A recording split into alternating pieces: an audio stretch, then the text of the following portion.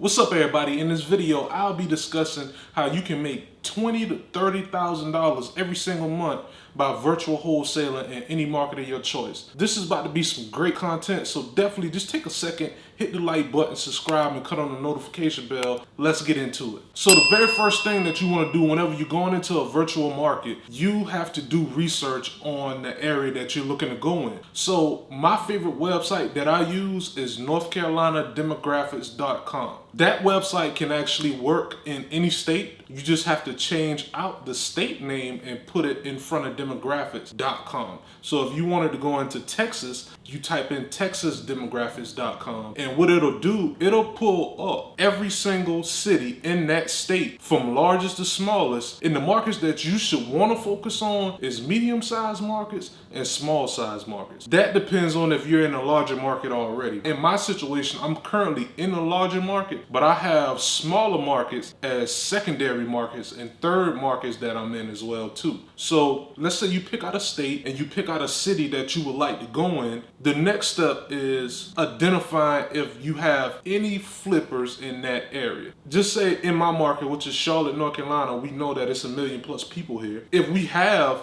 smaller markets around that particular city, which we do, I'll be looking at areas such as Rock Hill, Gastonia, those type of areas, because they're going to have limited population that's going to be considered a small market. From that point, I would type in Rock Hill, North Carolina, and I would actually look and see how many flippers are actually in the area. If it's 10 flippers or 20 flippers, that's an area that you want to be in. And also, you will have flippers that's coming down from a larger market. They wouldn't mind traveling 30-45 minutes to a smaller market and flipping a home in that area, or potentially holding that property in that area as a rental. So don't rule out smaller markets. You can pull 20 to 30,000 out of smaller markets easily. Once you identify that there are flippers in the area, the next thing you need to do, which you can do this inside a prop stream, you can pull 10,000 records in that area. Now, if it's a small market, 9 times out of 10, you're not going to be able to pull 10,000 vacant. You may be able to pull 10,000 absentee, but most of the time you won't be able to in a small market. But first thing you want to do is identify distressed properties. You want to identify people that may have a vacant property, that may have pre-foreclosure situation that's going on, tax delinquent situation that's going on. You want to pull those type of lists first. And then if you have any records left over, which you should, out of the 10,000 that you get every single month, then you should start going into non-distress, which would be absentee. So you will pull absentee owners, which are owners that does not live in the property, but they have tenants in place. You want to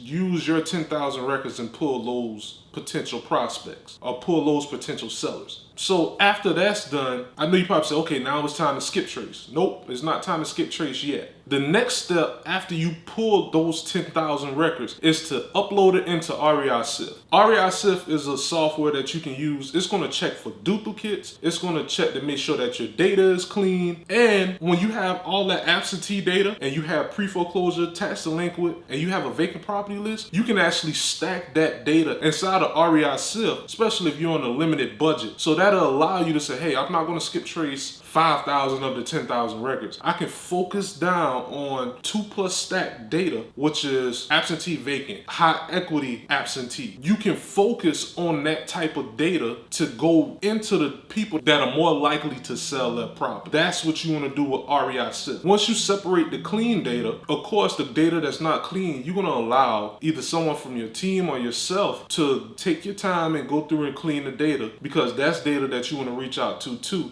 Because a lot of people are not talking to those sellers. And if they are skipping data that's not clean, guess what? They're getting a lot of wrong phone numbers, because you can't do that. You can't skip data that's not clean. So now what you would do, you would export your data out of REI-Sift and you would upload it into a skip tracing software. When I say skip tracing, that means putting a potential prospect address in and getting their potential phone numbers. So whenever you skip trace, you're going to get mobile numbers, you're going to get landlines, you may even get email emails for these particular sellers. I'm gonna tell you now, you will never ever get 100% match rate whenever you skip trace. They're just taking the most recent numbers that may be attached to these sellers and they're getting it for you. The skip tracing service that I use is batch skip tracing. I skip trace all my data in batch skip tracing. So once you get those phone numbers, the next step would be to export that Excel spreadsheet with the phone numbers, the email addresses for each seller, and you want to import it back into REI SIF. The reason why you want to do that is because you're going to identify some potential sellers that did not come back with phone numbers. Guess what? Those are the people that you want to go after too. Because if they didn't come back with phone numbers, now it's time for you to go a little bit deeper. You need to skip trace it in the second skip tracing service. Once you do that second skip tracing service, if you can't get a phone number still, your best option is to really focus on those records that did not come back with phone numbers after the second time, because that means no one is talking to them. So you would actually door knock, you would send them direct mail, because then you're going direct to seller at that point. And there's no way you can send it to the wrong home unless the mail person does. So the records that did come back with phone numbers,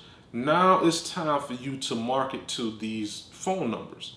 Your mobile numbers are very important because now you can use an omni-channel marketing presence with your mobile numbers that come back.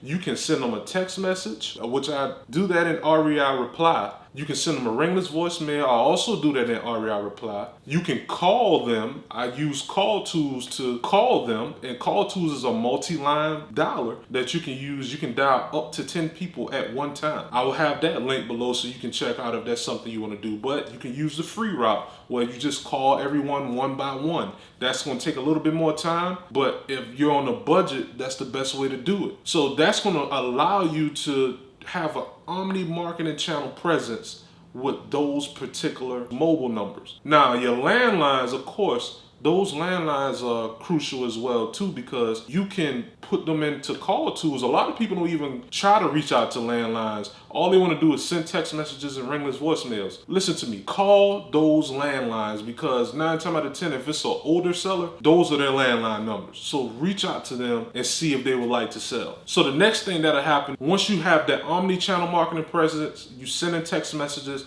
you sending ringless voicemails, you making calls to the sellers. The next thing that you'll see that's happening is you're going to start generating leads. You're going to start generating sellers that say, don't contact me again. You're going to generate sellers that say, I'm not interested at the moment. Maybe in a couple of months. You're going to generate sellers that say that they're just flat out not interested. And you're going to have sellers that say, hey, I am interested in selling. What's your offer? The ones that ask you, what is your offer? Those are the ones that you really want to pay attention to because they are interested in selling. What you do at that point is you're going to collect all the information on the property. You're going to collect, is there a tenant in place? Is the property owner occupied? You're going to collect the property condition. You're going to get all the information you possibly can, because it's not the same as being in your backyard wholesaling. You got to collect all that information because guess what? You're going to have to make an offer over the phone. So you got to be able to make a sight unseen offer, and you have to use systems such as PropStream that have properties in there that you can run comps, which is properties that are comparable to the property that you're looking at. So you're going to be looking through each property to see if it matches up what the seller is explaining to you. If any of those properties match up, that'll let you know, okay, I need to be in this particular price point, and I need to be actually a little bit lower because I need to be able to make a profit whenever I sell my AB contract to a cash buyer. So it's very important that you collect as much information on the property condition as possible. So the next step after you get all that information from the seller is potentially getting boots on the ground, because you can't go in the property and verify what the seller is saying is true. So I use apps such as Thumbtack to find photographers that can go on the property and take pictures that I need. I even had a situation where I actually got the seller to send me multiple pictures of the property, which is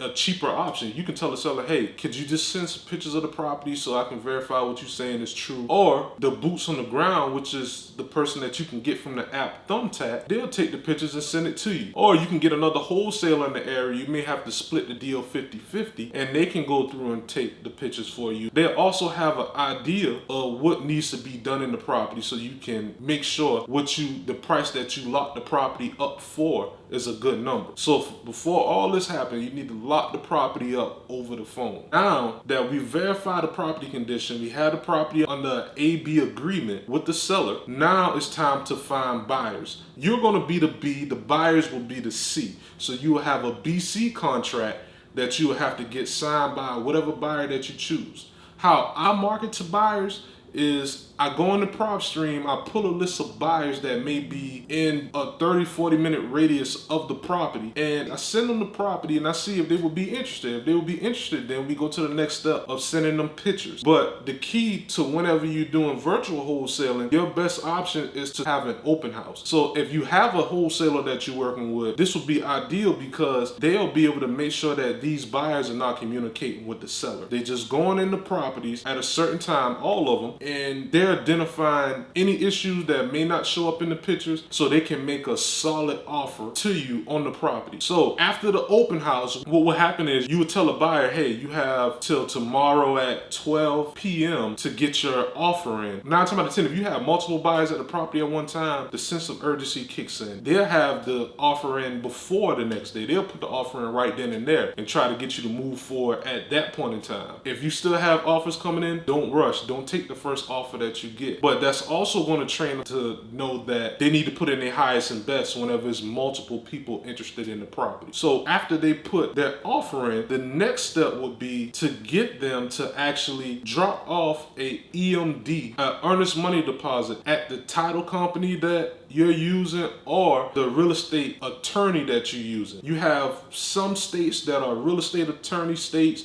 and you have some states that are title states. So you have to use a title company. In my state, it's a real estate attorney state. So they'll just have to drop that EMD off by a certain time, whatever time you agree to. They'll drop that EMD off, and you got to give them a time frame on when they have to drop it off because you don't want them to be dragging out your deal. So you send over the BC agreement and you tell them, hey, we agreed to this price, whatever the price is. We need a non-refundable earnest money deposit of $5,000 by such and such time. If it is not fulfilled by that time, then the agreement is not valid. So from there, once they put down that EMD, your real estate attorney can start the escrow process. They can open the escrow, they can check for any title issues, if there's any taxes owed on the property that the seller didn't know about, and they're going to make sure that the title is clear before they close out the whole process. Once everything comes back clear, then you're waiting on the closing date. So make sure you stay in contact with the seller, keep them up to date about everything that's going on so they don't feel like they're being left behind or they're not being informed about what's going on. It's just a good practice. From there, you have your first virtual wholesale deal completed. And if you enjoyed this video, I also have another video right here on how I made $8,000 on my first virtual wholesale deal, and that just opened up a lot more opportunities for me. So feel free to check this video out as well too. I hope you enjoyed this video. Please remember to like, subscribe, and hit the notification bell, and I'll see you next time.